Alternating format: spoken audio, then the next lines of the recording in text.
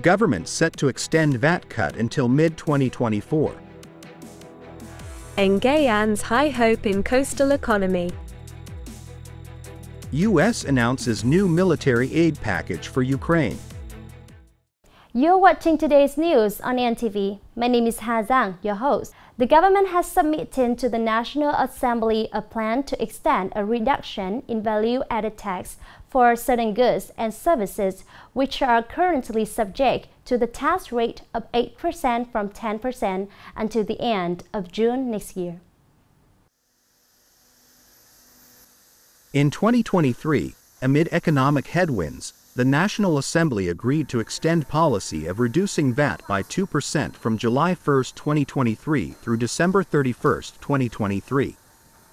This reduction in VAT, along with other tax and fee support measures, has significantly facilitated cost reduction for businesses, increased profits and boosted demand.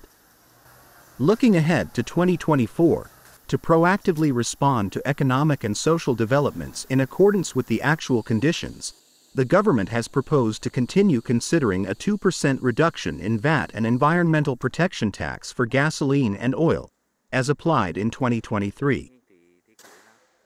The coastal economy is expected to be the main growth driving force for Nghệ An province in the near future.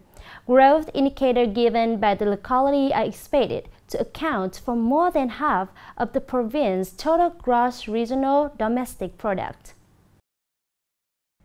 Nghệ An has 82 kilometers of coastline with a large area of coastal waters and about 80,000 tons of various aquatic products. Along with 6 estuaries and many beautiful beaches, the province has favorable conditions to develop the coastal economy in several strong sectors such as tourism, services, marine mineral exploitation, renewable energy, coastal industry, aquaculture, and marine products.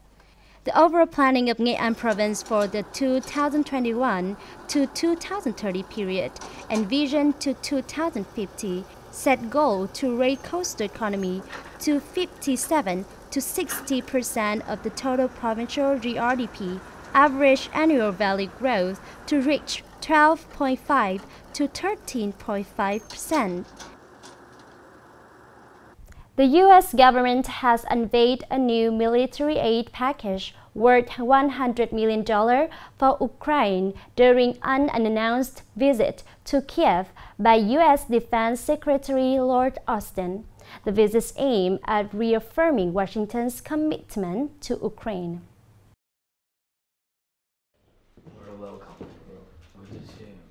The new aid package comes at a time when the U.S. Congress is deadlocked on approving a larger budget for Ukraine.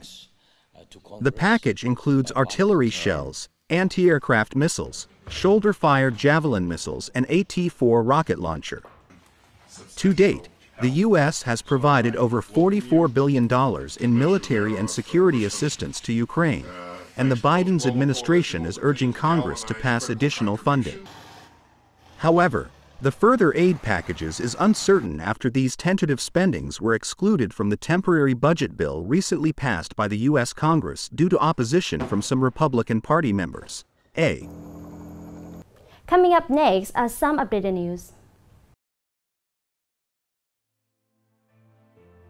Vietnamese rice has garnered widespread reception in the European market. Over the past 2 years, no rice shipments have been flagged for issues. This indicates that our rice quality fully meets the stringent requirements of this demanding market. According to the report from the Ministry of Agriculture and Rural Development, in the first 6 months of this year, rice exports reached 4.3 million tons with a value of $2.3 billion United States dollars, increasing by 22% in volume and 35% in value compared to the same period last year. Of note, rice exports to some EU markets have seen triple-digit growth, notably in countries such as Poland, Belgium, and Spain.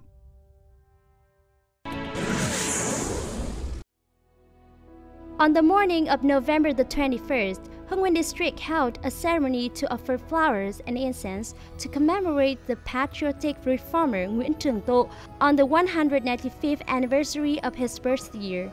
Nguyễn Trường Tộ was born in 1828 in a Christian family in Buchu village, Hưng Trung Commune, Hưng Nguyên district. He had devoted his entire life to studying and working wholeheartedly for people, the homeland, the country, and the church. In 10 years, he continuously submitted 58 memoranda to the Nguyễn dynasty, proposing reform and modernization in many aspects from politics, economy, education, culture, diplomacy, military to administrative management. Israeli military campaign is shifting its focus to the southern Gaza Strip, where the troop may face the most challenging phase of the conflict as they have to hunt down Hamas forces and rescues hostages, while trying to mitigate the impact of the humanitarian crisis as a large number of people from the north are also fleeing to the southern part of the area. The military campaign's redirection comes after the Israeli army declared full control of the northern Gaza Strip and indicated that several signs show that some Hamas leaders and many Hamas militants have retreated to the south, where there have been fewer airstrikes than in the north. The number of casualties in the southern Gaza Strip is increasing as the Israeli military expands its military operations in the region, although the U.S. government is urging Israel to postpone the intensified activities in the south for humanitarian reasons.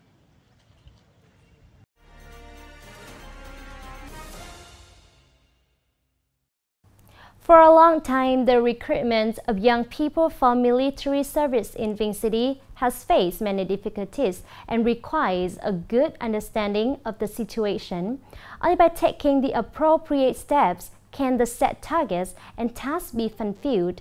However, this year's military recruitment season saw a significant increase in the number of young volunteers for military service, showing the enthusiasm, responsibility, and the idea of Vinh City young people today.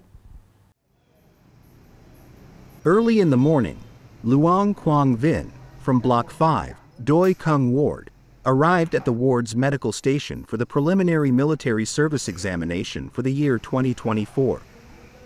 What's special is that he came here with a voluntary application to participate in military service, showing a cheerful, relaxed, proud attitude to participate in the duty of protecting the homeland. I'm very happy and proud when writing voluntary application to military service. My family also support me doing this. Behind each voluntary enlistment application is a situation, thought, and emotion.